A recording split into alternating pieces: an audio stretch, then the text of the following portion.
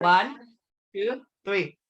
Well, hello, welcome to Meet Tina here. How's everyone's doing? Well, first of all, if this is your first time, welcome to my channel and thank you for coming here. And don't forget to subscribe and click like and stay until the end of this video because this talk today is all about angels, healing with angels with Anthony Torres.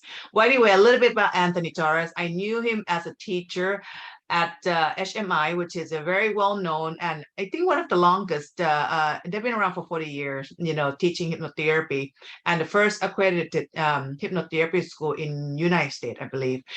And he is also a healer and author. He has written 2 books, and one of them just came out, which I'm going to share with you. Actually, you know what? I might as well share with you right now, so I don't forget. I wasn't gonna share with you right away, but here you go, is The Call from Home. Okay, this is just released, his book.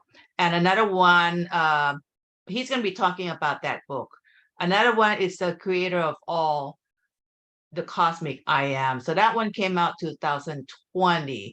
So just quickly, we're going to welcome Anthony. Now, what I'm intrigued about Anthony is that he has met Angel himself when he was about 7 years old and another time at 30 years old. But he is an author, a teacher, and a therapist who works directly with angels. Let's welcome Anthony. Anthony Torres, how are you doing? Hi, everybody. Hello, hello, hello. Hello, hello, hello. That's how I say it too. So tell us your encounter when you were 7 years old, Anthony.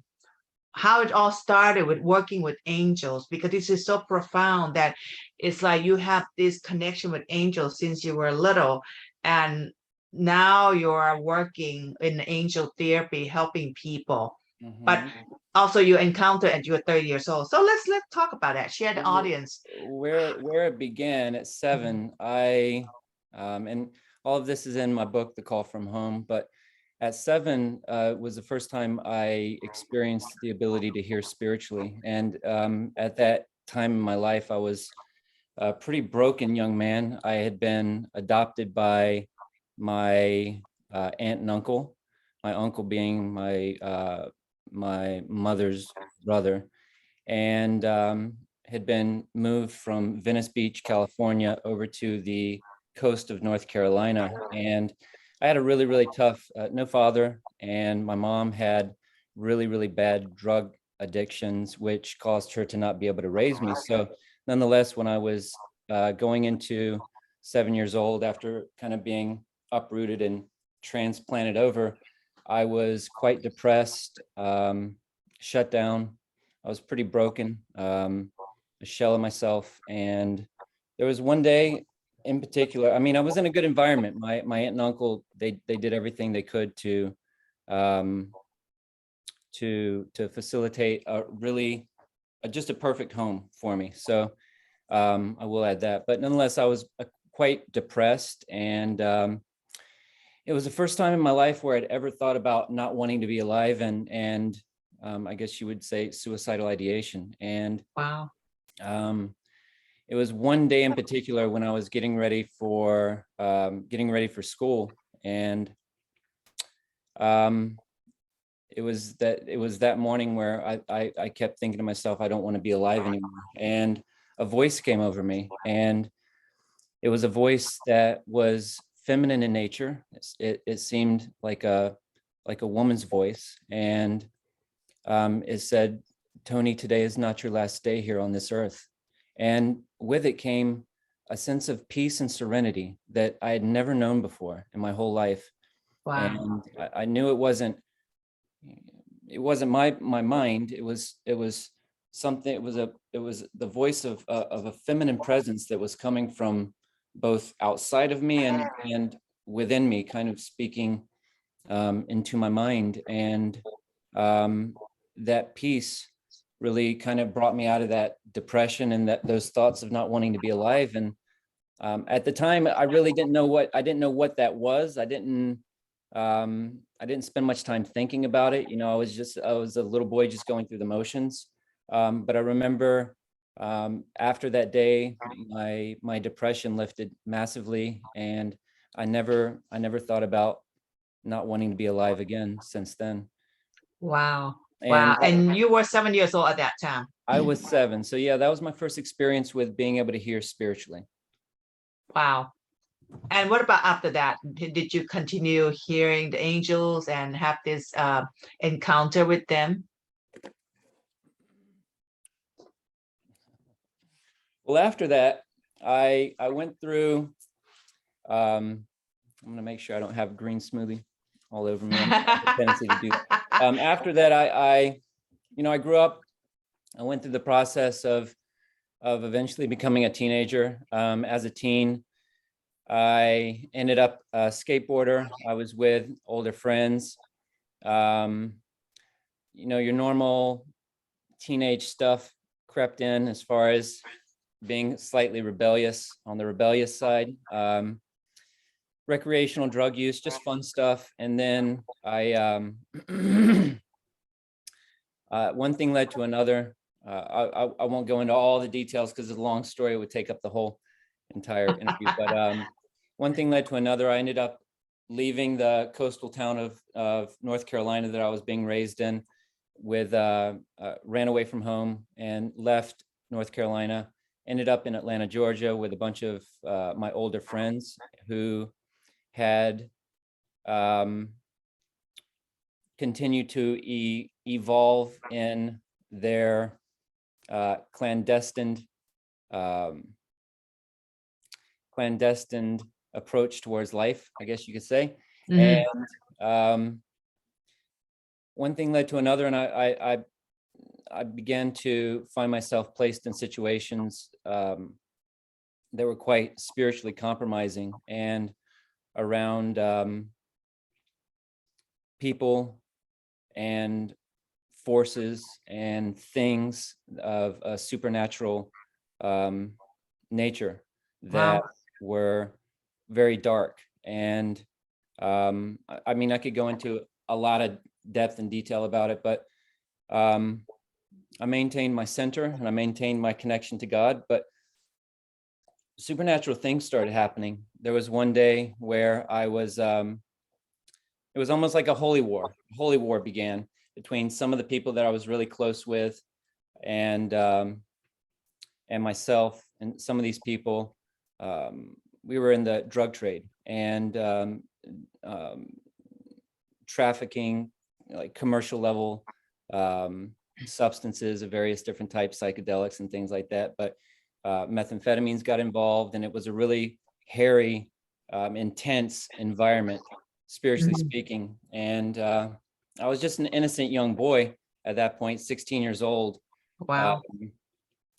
And my second experience with the angels, I was sitting in I was sitting in a hotel room. It was a Sunday morning, and I was completely sober, and a few people were there in the hotel. Everybody kind of just off in their own world, and I noticed in the upper left-hand corner of the room this big, about I would say 4 feet in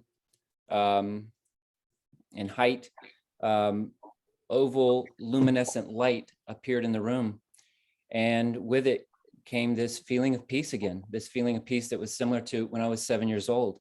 And I was just gazing at it, just kind of awestruck. And the next thing I know, it greeted me, and I was receiving the sense and knowing that this was an angel.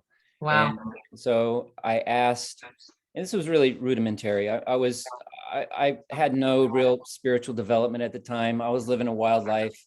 I was very materialistic. There was nothing really, I wasn't spiritually inclined in any way, Wow. maybe other than whatever developments I may have been carrying over in my soul from previous lifetimes or something like that. But um, uh, I was able to see spiritually and hear spiritually, and this angel told me. I asked, "What is my purpose on this earth?" And this angel said to, um,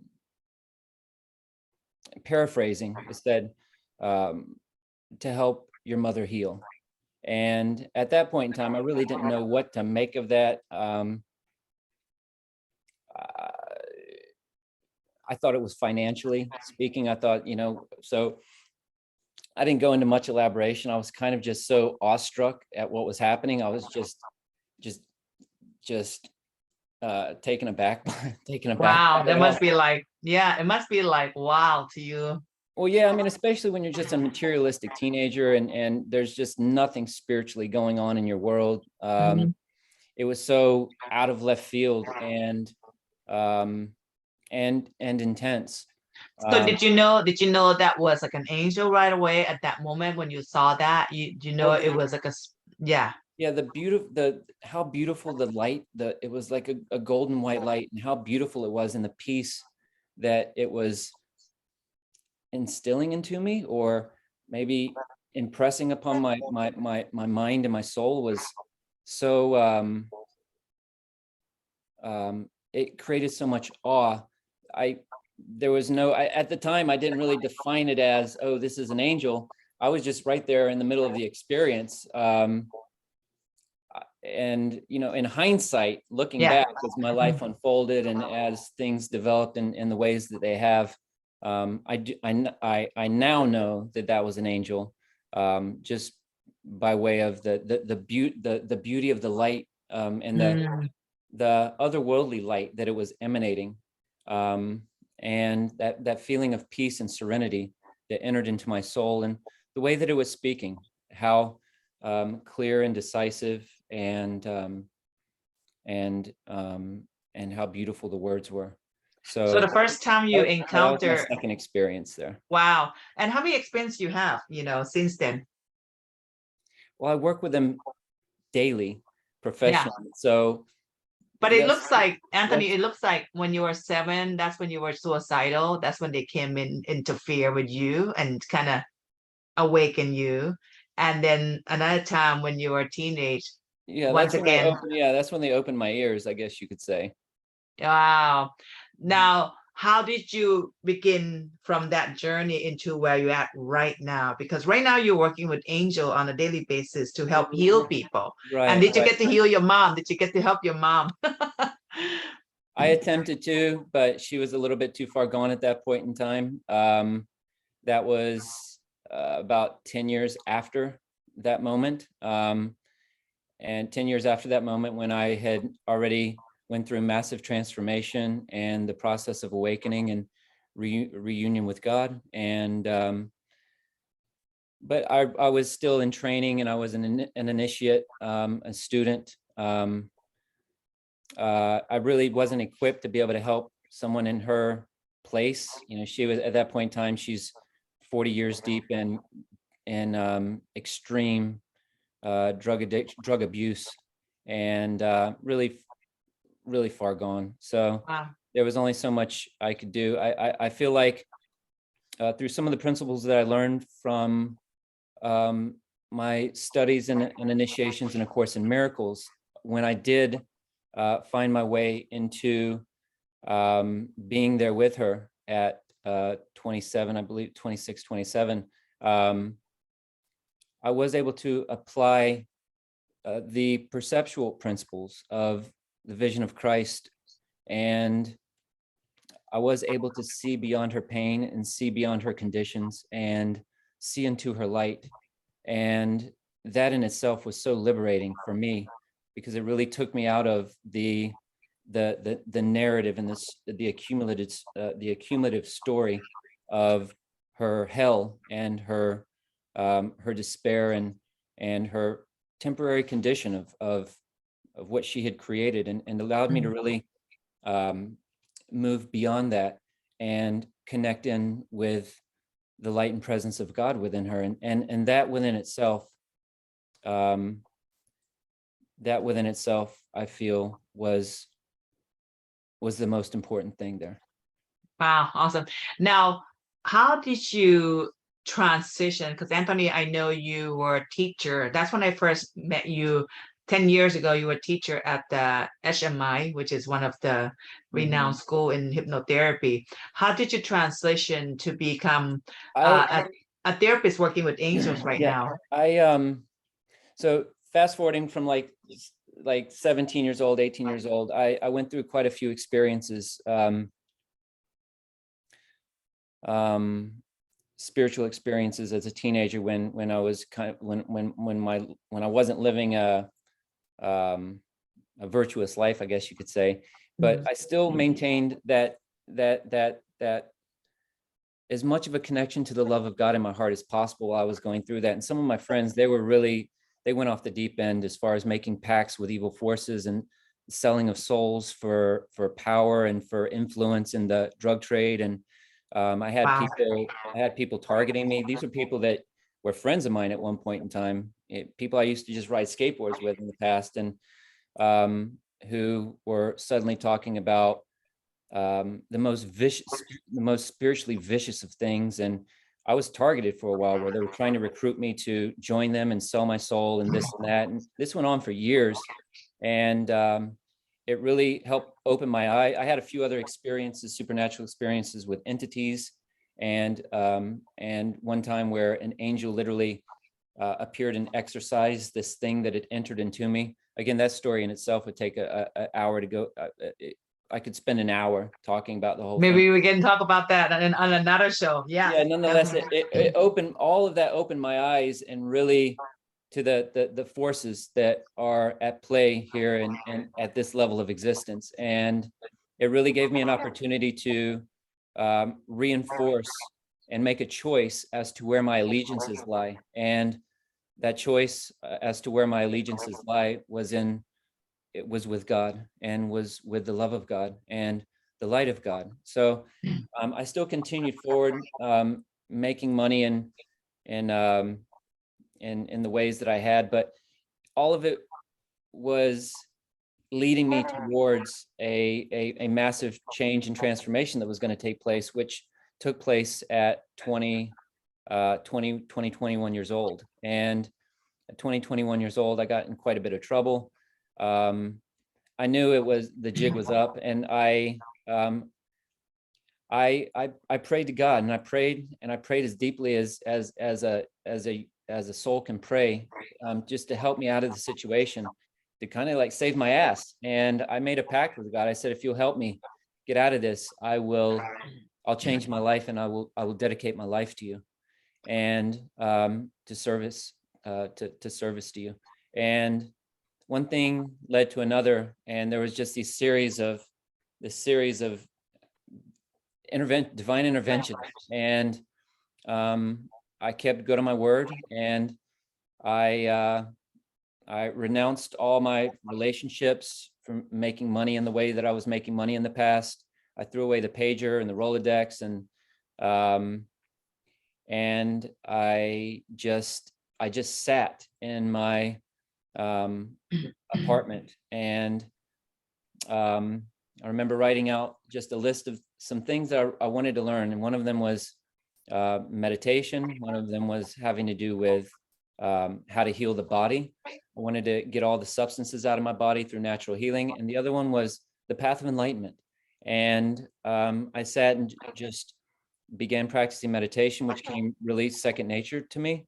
And before you know it, one of my close brothers who had changed his life that I knew from my previous world, he had left Atlanta, Georgia, moved to Florida, and was studying under a woman named Mother Ratasha, and studying esoteric Hinduism. And he had also come across he had developed a friendship with a man who was a student of A Course in Miracles.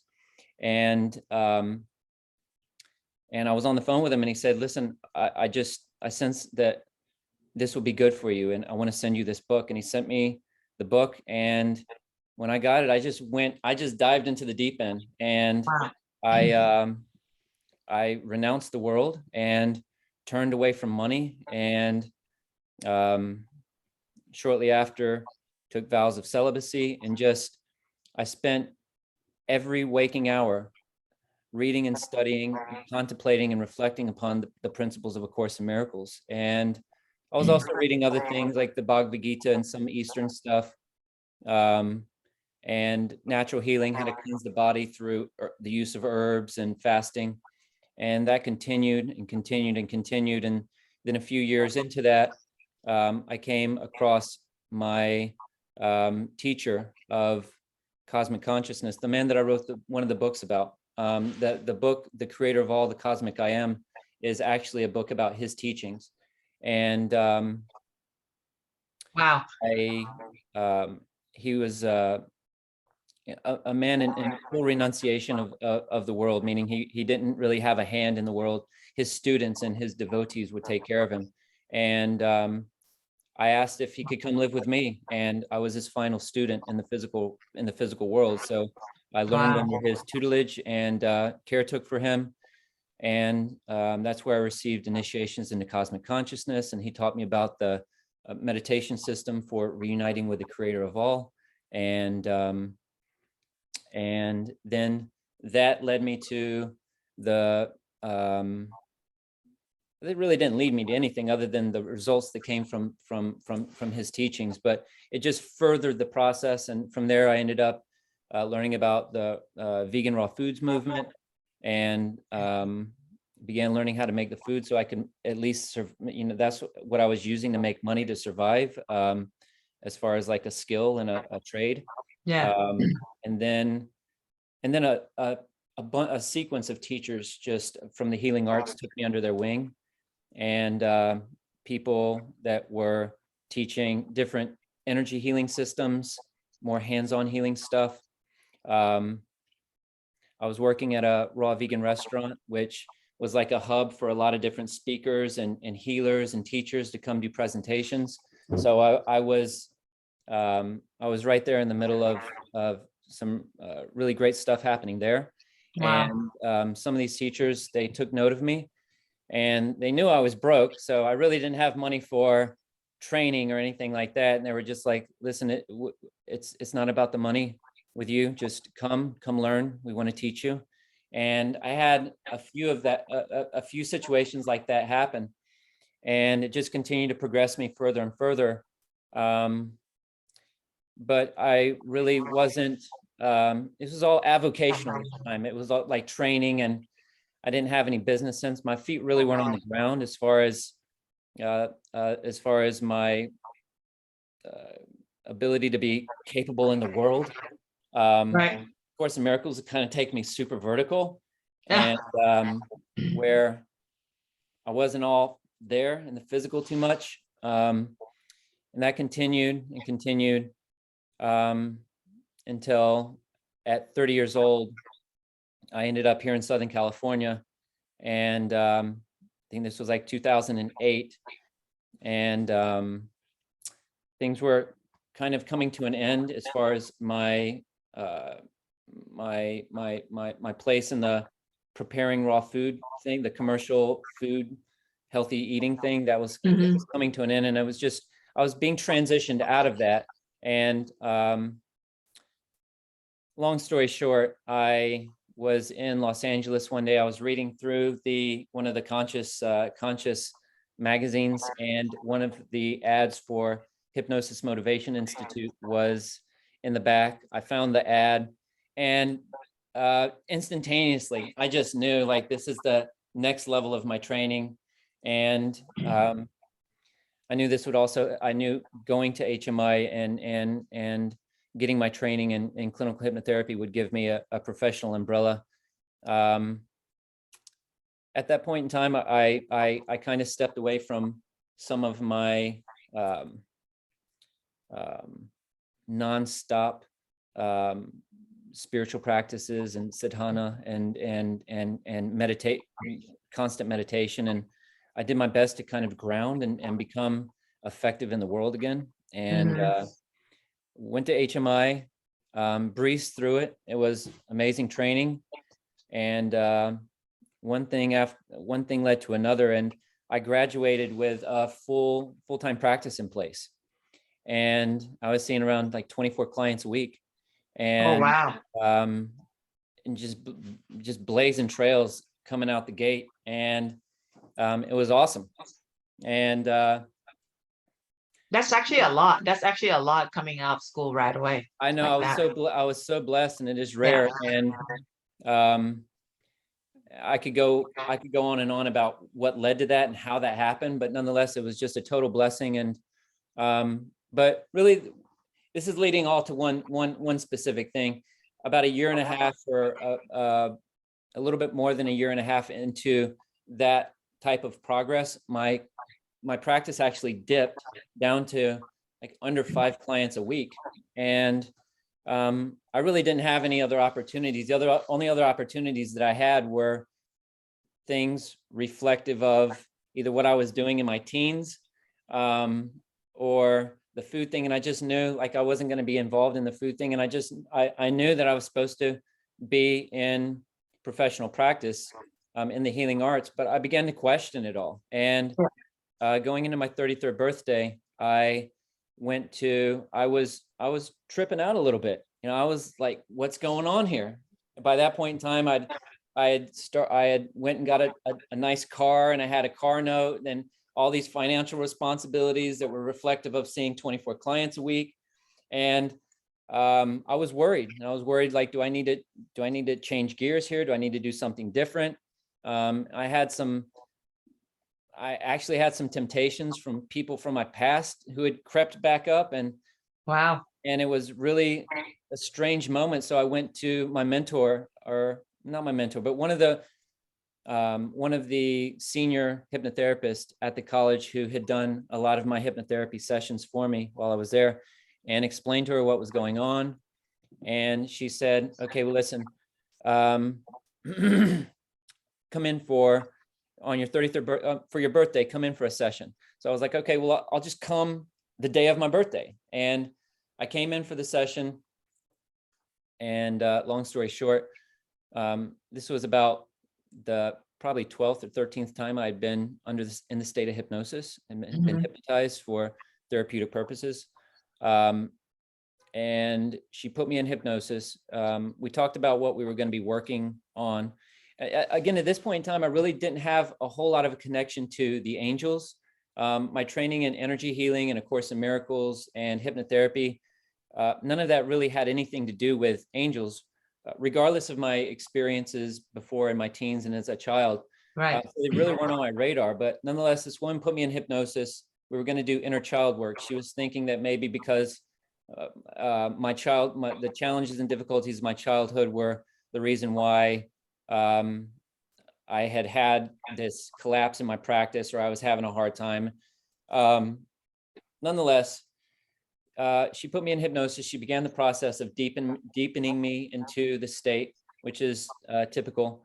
But at a certain point in those deepening exercises, I began to feel these undulating waves coming from my feet up to the top of my head over and over and over. And I remember thinking to myself, I don't remember this having anything to do with hypnotherapy. What is going on right now? This is not normal. And she's still over to the side doing her suggestive thing. And the next thing I know, her voice, almost just as if the volume gets turned off. Wow. And boom, right in front of me in my field of vision, as I'm reclined there with my eyes closed, an angel appears, a being appears, and it had silverish white hair about to here. Wow. Eyes like mini suns, like Wow. little mini suns, wings in, meaning not out, but in. Yeah. Yeah. And this beautiful yellow golden robe.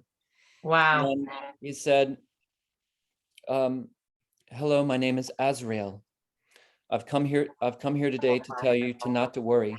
We've been preparing you for many years to do very important work in the near future. And next thing I knew, this visual montage of all the teachers that have been brought into my life, starting from the man Josiah Swago, A Course in Miracles, all the teachers and mentors that were brought into my life to teach me the healing arts and energy healing, and then the school. All of that was brought into, like I mentioned a moment ago, it was like a visual montage of the progressions. And the next thing I know, that faded.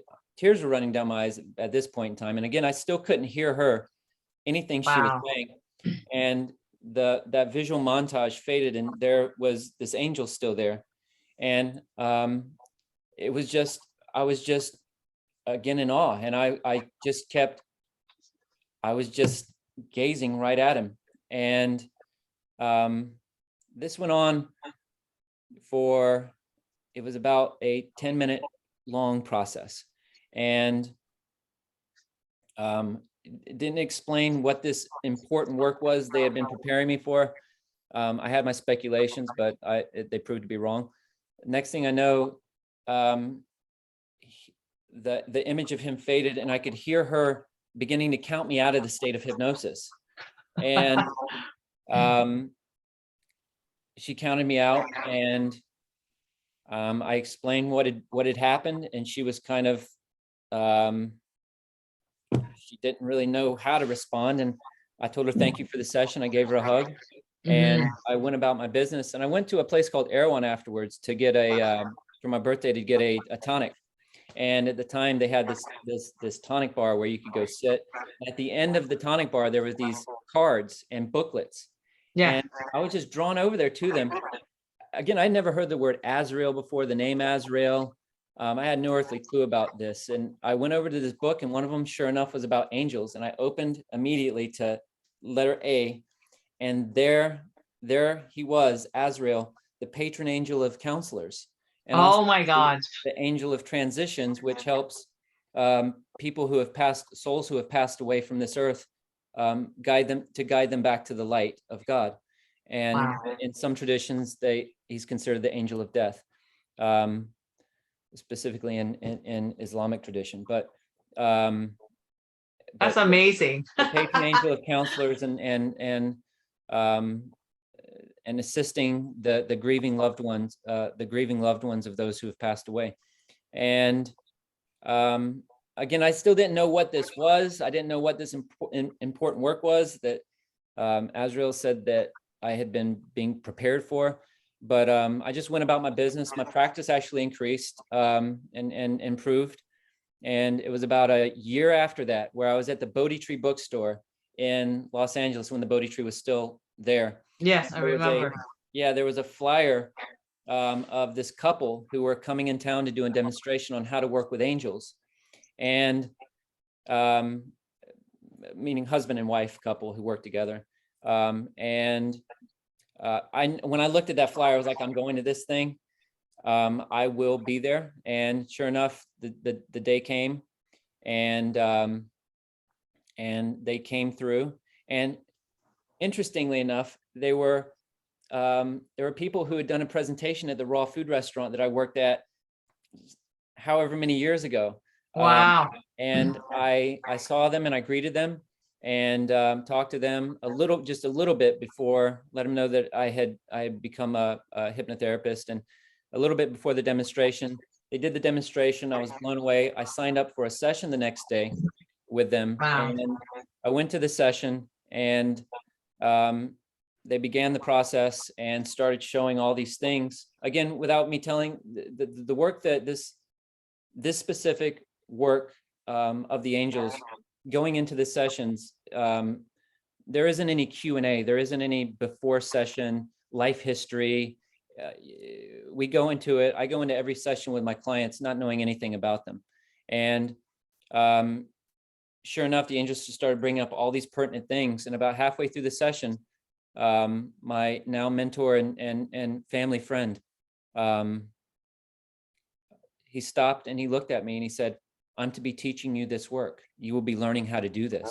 And at the time, they really hadn't been doing any training or classes, and still really don't now. But within about 6 months, one thing led to another, and one of their clients had paid for them to put on a presentation, this long, like 3-week-long presentation, and they invited me up, and I learned, and then just ran with it from there.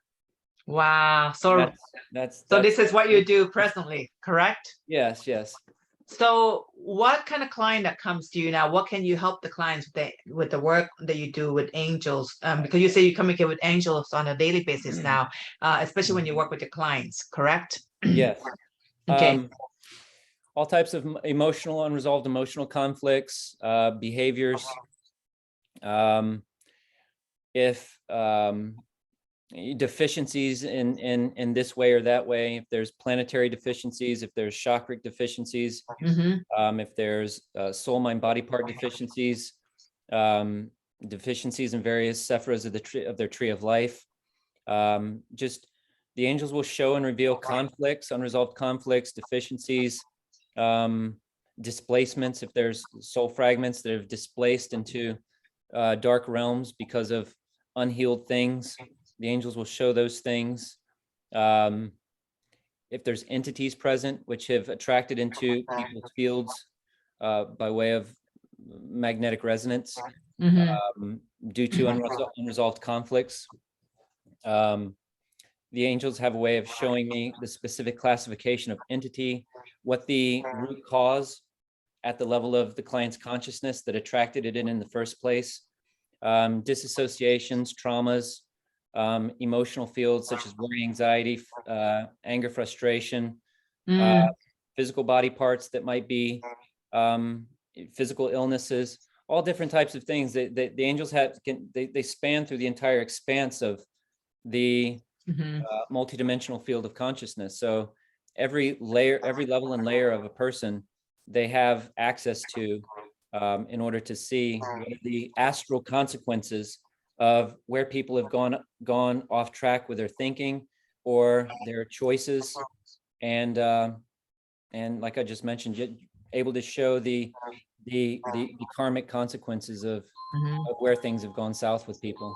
So do you work with their angels or you work with your angels directly? The invocations in the sessions, the invocations are initially done just for their guardian angels. So I'm working with my clients' guardian angels, but there's oftentimes specific scenarios and situations where in the diagnostic process, things are brought up that have to do with specialized things where specialized angels should be called into the situation. Like, for instance, if there's certain emotional brokenness and or entities that have attracted into emotional conflicts, there's specific archangels that I'll call in to assist with that specific thing. If there's something that's gone off in at the level of one's soul and their elemental, the nature of their water element, or the nature of their fire element, or the nature of their earth element, or the nature of their air element, there are specific angels that I'll call into the process that specialize with that element to help.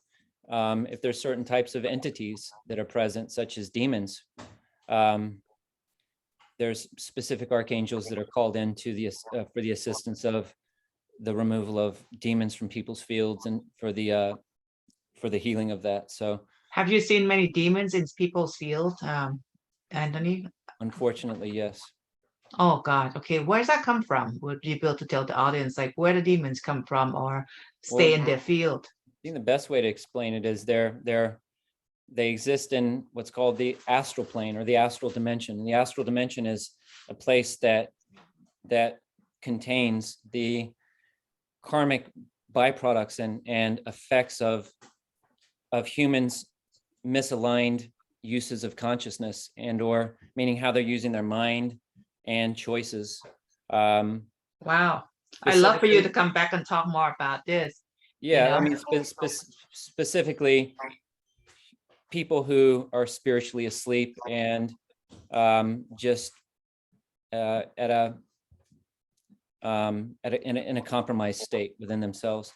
But I think the best way to answer that is to explain just generally what, and yeah, we can talk about this more in the future if we're taking time on it. But good. Angels, they attract, I mean, demons, they attract into deep despair, depression. They attract into lust, carnal lust that's absent of love. They attract into deep-seated envy and jealousy. They attract into transgression against God, people who purposefully are living in a consciously in transgression against God. They attract into violent oppression of others, people who violently oppress others for selfish purposes. So these Wow. are just some of the things that will attract that classification of entity into people's fields.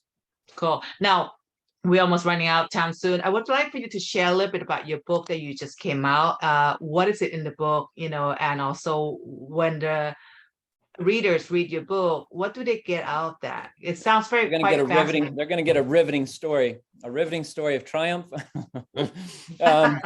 It's jam packed, and I feel like I've condensed it enough to where there's no parts of it that will lull you into sleep. It just is what it is. It talks about transformation and what I feel is a pretty gnarly story of triumph. And it's a great book. It sounds like a great I'm not book. the best at selling myself here, but I think it's all the feedback I've gotten has been excellent. And I spent about 3.5 years writing it. I put my heart and soul into it, and tons and tons and tons of resources. So it's done professionally and it's done well. And I think everybody who reads it will enjoy the story and gain much from it. Perfect. So it's called the Call from Home. The Call from Home, which talks about a kind of finale experience that I had in actually September of 2016, 6 years ago, around this time, where I received the presence of God descended unto me, and it led to 7 days of revelation and the love of God pouring through me for these 7 days, where the angels were telling me all types of various different things that were corrections that they wanted me to make, improvements, and various things about existence. And I could go on and on and on and on, but I talk about it all in that chapter of the book. But and that is really I would consider the pinnacle of my gradualized progress and spiritual path, beginning when I changed my life at 21 years old. It's amazing though, because as you share your story, Anthony, it's like every single point in your life at 7 years old, when you were a teenage, and every time when you got despair or things that's not, it's a turning point. The angel will come down and intervene and help redirect you to go on the right path where you're supposed to be at. Quite fascinating. And you actually have that experience with them, which is amazing. Direct experience with the angels. I'm very grateful. There isn't a day that I wake up that I don't thank God, and I just do my very best to help to share with people the love that God has for us, and the fact that your guardian angels are always around us, always wanting to help, but they really can't help and they can't intervene unless they're given detail-oriented permission and invitation to do so. And they also can't help unless the person that's asking them to help takes accountability of the things that led to the mess in the first place. So if I were to leave with anything else, if I were to leave with anything, leave this interview with anything, it would be that. Wow. Absolutely beautiful though. And you do help your clients through Zoom, or it has to be in person only? No, I work with people all over the world on WhatsApp and Zoom and Instagram Live or Instagram Messenger, Facebook Messenger, whichever. All right, guys. So it doesn't matter what app you have or what which way of communication you have. Anthony will be here to help you out with the angels, connecting you with the angels. And also, I will put his book in the description, so you can just click the link and just buy his book and read up about it. This is someone who I feel like, even though you've gone through a lot of those troubled time, you're very blessed because you got so many divine intervention, direct intervention, that you have that experience, and then taking you to this journey. For you to be an amazing therapist, you have to experience all those yourself, and you had. You went through all that, the dark, places and all that, depression and all that, because, that's make a great therapist is direct experience yourself and direct experience with your angels yourself. I mean, how cool is that? And And just now some of you're the working. and some of the most amazing teachers. I give everything to my teachers, both my mentors who taught me how to work with angels clairvoyantly. Josiah Swago, who I wrote the book about, A Course in Miracles, Hypnosis Motivation Institute, Kathleen Milner, Yes. who taught me how to work with the elemental healing rays. Some of the, I mean, even everyone's a teacher in a way. I mean, even Yeah. like some of the women that I've been with as girlfriends, as in partnership, taught me Totally. in some really amazing things, and I've just been very blessed, and I give all appreciation to God and to my teachers and to the angels. Oh, thank you so much. And knowing that you're very humble. So humility is hard to find. So thank you so much, Anthony. Welcome. That's Thank really a you. beautiful speech, you know, and thank you for sharing your everything. Because you know, some people have a hard time, but you open yourself and Thank, share everything. thank you for all you do, and thank you for the opportunity.